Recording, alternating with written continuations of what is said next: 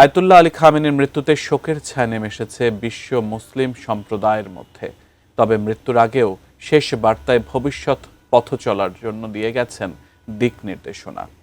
কি বলেছিলেন সেই বার্তায়? এ নিয়ে বিস্তারিত শিহাব ইসলামের ডেস্ক রিপোর্টে।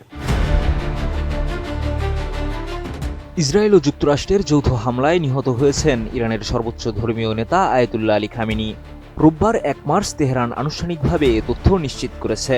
ইরানের রাষ্ট্রীয় সংবাদ মাধ্যমের একজন উপস্থাপক কাঁদতে কাঁদতে দেশটির সর্বোচ্চ নেতা আয়াতুল্লাহ আলী খামেনির নিহত হওয়ার ঘোষণা দেন। তার মৃত্যু ঘিরে মধ্যপ্রাচ্যে নতুন করে আবারও উত্তেজনা ছড়িয়ে পড়েছে।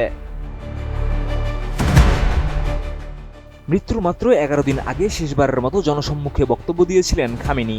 সেই ভাষণে তিনি দেশের প্রতিরক্ষা সক্ষমতা জোরদারের উপর জোর দেন এবং প্রতিরোধমূলক অস্ত্রের প্রয়োজনীয়তা তুলে ধরেন। কোয়ালিটি সম্পন্ন আন্তর্জাতিক মানের still bar CSRM, committed for better still. রাষ্ট্রীয় সংবাদ সংস্থা ওয়ানা প্রকাশিত ফুটেজে দেখা যায়, জেনেভায় ওয়াশিংটন ও তেহরানের মধ্যে পরোক্ষ আলোচনা শুরুর পর তিনি এ বক্তব্য দেন। ভাষণে খামেনি বলেন, আমাদের অবশ্যই প্রতিরোধী অস্ত্র থাকতে হবে। কোনো দেশের কাছে যদি প্রতিরোধী অস্ত্র না থাকে, তাহলে সেই দেশ শত্রুর পায়ের নিচে পিষ্ট হবে।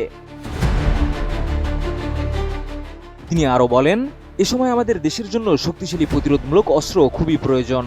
কিন্তু আমেরিকা অযথা এতে নাক গলাচ্ছে। তারা বলছে, তোমরা এত মাপের দূরপাল্লার ক্ষেপণাস্ত্র রাখতে পারবে, তার বেশি নয়। এতে তাদের কি? এটা পুরোপুরি ইরানের নিজস্ব জাতীয় বিষয়। ভাষণে যুক্তরাষ্ট্রের সামরিক শক্তি নিয়েও কটাক্ষ করেন খামেনি। তিনি বলেন, তাদের মনে হয় এবং মার্কিন প্রেসিডেন্ট বারবার বলেন যুক্তরাষ্ট্রের সেনাবাহিনী বিশ্বের সবচেয়ে শক্তিশালী বাহিনী। কিন্তু বিশ্বের সবচেয়ে শক্তিশালী সেনাবাহিনীও কখনো কখনো এমন আক্রমণের শিকার হতে পারে যে সোজা হয়ে দাঁড়াতে পারবে না।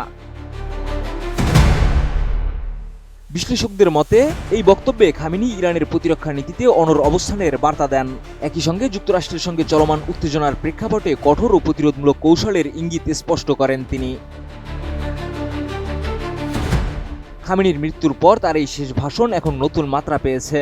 মধ্যপ্রাচ্যের রাজনীতিতে এর প্রভাব কতদূর গড়াবে সেটি এখন বিশ্ববাসীর নজরে।